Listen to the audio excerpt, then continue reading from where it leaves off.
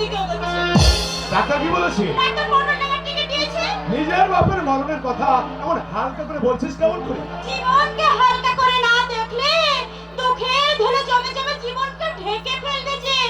আরে আরে আরে আমার ভাবি শ্বশুর মশাই দেখছি এখনো রান্না করছে। বলে খাবে কখন? শুধু শ্বশুরকে দেখলে তো আর আমার চলবে না। ওদিকে রোগা বাপটাকেও তো আমার ওষুধ খাওয়াতে হবে নাকি? কাজের সময় খুলে না খাওয়ার কথা একদম মনে থাকে না। সেই জন্য সরকার আমার খুলোকে আদর্শ করবে আখ্যা দিয়েছে। আজকাল কি রাখো বিমানটা? রোদ নেই, বৃষ্টি নেই, ঝড় নেই, ঝড় নেই। খালি মার কেটে মরছে। আর ওদিকে পেটটা কি না? বাপের সেই রক্ত জল গরম বয়সাজি সারা বছর দিব্যি ফুটতে রাখছে। আরে ফুটতে উড়াচ্ছে কে বললে? ফুটতে উড়াচ্ছে কে বললে? উজ্জ্বল কলকাতায় ডাক্তারই পড়ছে, আর ডাক্তার হয়ে ফিরলেই তরিত বেশি আনন্দ হবে। এই শোন শোন, আর দেবাক করে এই গ্রামে সবাইকে বলতে পারবি আমার শ্বশুর কাস্তের আমলের জোরে আমার স্বামীকে ডাক্তার বানিয়েছে। তোমার বন্ধু ডাক্তার সকল থেকে তো আমার মনেই হয় না। সে ডাক্তার হয়ে এবার কল্যাণ করবে। এই শোন, আমার বন্ধু যদি তোর দিকে তাক না করতো তাহলে আমি এই বিয়ে করতাম। ওমা, তাই বুঝি? তুমিও বড় হিসেবে কিন্তু হাত মন্দ না। হ্যাঁ রে, এই ভ্রান্ত বেলায় আমার বন্ধু উজ্জ্বলের জন্য তোর মন কেমন করে না? করে না আবার? এটাই তো ফষ্টি মিষ্টির বয়স। তাহলে তো তোর অনেক কষ্ট রে। মোটষ্ট ফোটা ফুলে যদি ভ্রমর না বসে, মন তো কেমন করবে? আহা, তোর তো খুবই কষ্ট। মহুল ফুলে জমেছে ওরে বাউরা মাই দক্ষিণা বাই। ওরে এমন দিনে মনের মানুষ ওই পরবাসে হারায়। মহুল ফুলের জমেছে বাউরা মাই দক্ষিণা বাই। এমন দিনে মনের মানুষ পরবাসে হারায়।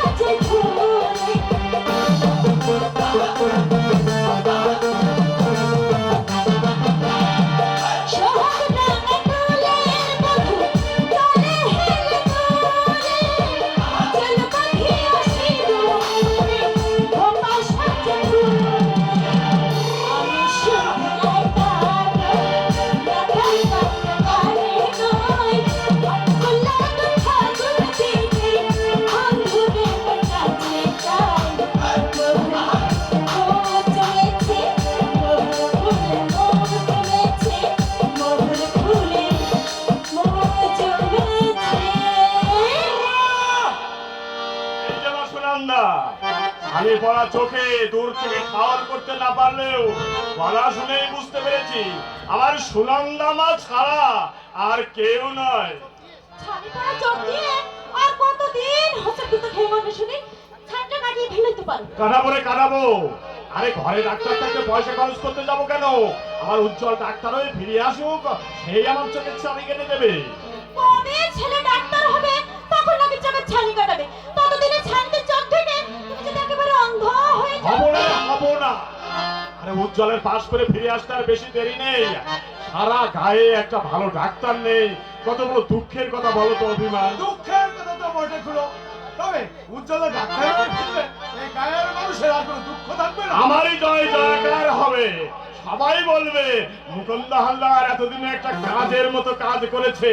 ওই কাস্তে লাঙল তাকে লক্ষ্মী আর সরস্বতীর করুণা এক সঙ্গে মিলিয়ে দিয়েছে। এইবারে বাকি কাজটুকু সেরে ফেলে মনের আনন্দে কোষে লাঙল ধরবো আর গলা ছেড়ে আব্বা যুদ্ধের সেই গান খেলা গাইবো। আরে কেন কেন ওই যে ওরে চল যায় চল মাঠে নাঙল বাইতে, ওরে চল যায় চল মাঠে নাঙল বাইতে, গরুর কাঁধে জোয়ার দিয়ে খেলতে খেলতে চল যায় চল মাঠে নাঙল বাইতে, ওরে চল যায় চল মাঠে নাঙল বাইতে, গরুর কাঁধে জোয়ার দিয়ে খেলতে খেলতে খেলতে চল যায় মাঠে নাঙল বাইতে, ওরে চল যায় চল মাঠে নাঙল বাইতে। ও জ্যাঠামশাই, হ্যাঁ, হ্যাঁ। বাকি কাজটা যেন কি বললে? কেন তোমার দুটো হাতের সঙ্গে ওই ডাক্তার বাবুর দুটো হাত মিলিয়ে দেওয়া। শহরে পড়া ডাক্তার বাবুর কি বাইরের মূর্খ চাষের মেয়েতে মন উঠবে? সুনন্দা বলে কি অভিমান? উজ্জ্বল শহরে বলে যত বড় ডাক্তারই হোক না কেন, তার বাপের অবাধ সে কোনোদিনই হবে না। না হলেই ভালো, বুঝবো আমার পাতা চাপা কপাল। তাছাড়া আমি যে তোমার বাবা ওই বিষ্ণুকে কথা দিয়েছি তোমাকে আমি আমার ছেলের বউ করে ঘরে আনবো। তোমার ইচ্ছেতে তো সব হবে না। কথাই বলে জন্ম মৃত্যু বিয়ে ওই বিধাতার ইচ্ছে ছাড়া হয় না। ওই বিধাতার মর্জি কি ওই বিধাতাই জানে। দুপুর গড়িয়ে গেল, জ্যাঠামশাই খেয়ে নাও। অভিনন্দা, ওখানে কিন্তু তোমার খাবার রাখা আছে। এই চলে যাচ্ছিস মা? আমাকে ওষুধ খাওয়াতে হবে। ডাক্তারের বউ হওয়ার আগে আমি খেয়ে টেনে পাউডারটা রক্ত করে দিচ্ছি। হ্যাঁ,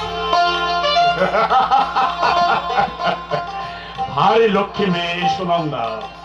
তোমাকে কি বলবো অভিমান, বাবার সেবা যত্ন করে যেটুকু সময় পায় ছুটে এসে তোমার ওই ঘড়ির সকল টুকিটাকি কাজকর্ম সেরে দিয়ে যায়। সেই জন্যই তো সুনন্দাকে নিয়ে আমার বড় ভয় হয় খুলো।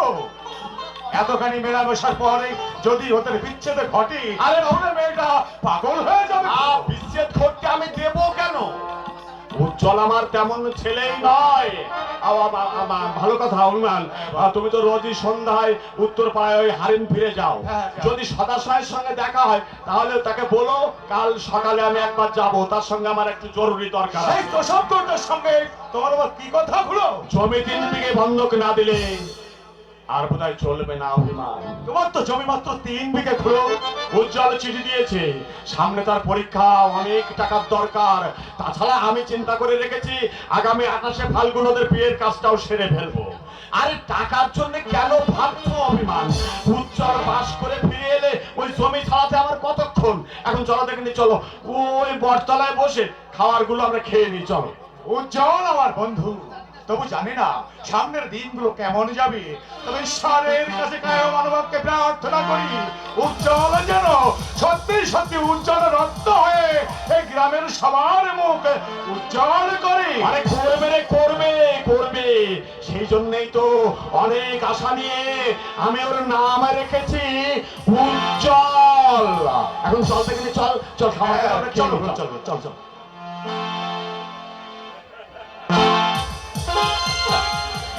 উজ্জ্বল, নিয়ে নীলাঞ্জনা, তুমি কত সুন্দর, তোমার চেয়ে বেশি নই। তুমি আমার স্বপ্ন, তুমি আমার জীবন, তুমি সাগরের প্রেম নিয়ে আমার কাছে নেই। আর তুমি নীলিমার উদার সোহাগে আমাকে পরিতৃপ্ত করেছো। তোমার তুলনায় আমি নগণ্য, আমি মাটি আর তুমি দূর আকাশে পূর্ণিমার চাঁদ। মাটি ছাড়া চাঁদের কোনো মূল্য নেই। পৃথিবী না থাকলে চাঁদের মাধুর্যে কেউ মুক্ত হতো না। মাটির মায়াতেই চাঁদ তার স্নিগ্ধ সুতা ঝরায়। চাঁদকে আবার মেঘে ঢেকে ফেলবে না তো? নির্মল আকাশে সে মেঘ কোথায়? কেন সুনন্দা? তোমাকে তো অনেকবার বলেছি লীলা, সে অশিক্ষিত গায়া চাষার মেয়ে সুনন্দার কথা বলে আমার মনে দুঃখ দেবে না। তার সঙ্গে আমার কখনো কোনোদিন কোনো সম্পর্ক ছিল না। সুনন্দার সঙ্গে বিয়ে দেওয়ার ইচ্ছা শুধুমাত্র আমার বাবা। প্রেমের ক্ষেত্রে মেয়েরা বড় হিংসুটে। প্রণয়ের সাথে কোনো মেয়ে নাম জড়ালে মনের মধ্যে জ্বালা ধরে। আচ্ছা। আর সত্যি কথা বলতে কি, তোমাকে দেখলে ওই সুনন্দা নামক কাঁটাটা আমার বুকের ভিতর খচখচ করে।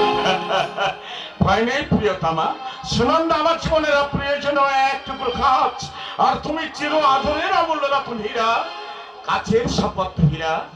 আর তুমি আমার কাছে বিরাট চেয়েও দামি। সেটা কি জানো? প্রেম। প্রেম, তুমি আমার প্রেমের রাজ্যে সেই স্বপ্ন সুখের রাজ্যে তোমার এঁকে দেওয়া প্রেমের লীলাঞ্জনা পরা পলক চোখে তোমাকে আমি দেখবো আর মুগ্ধ মনে ভাববো নীলা আমাকে রাজা করেছে, আমাকে ধন্য করেছে।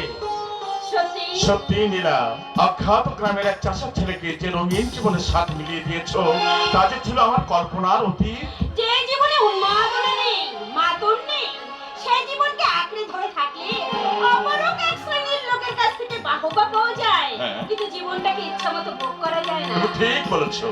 এক শ্রেণীর মানুষ দিনকে নিন্দা করে, আচ্ছা।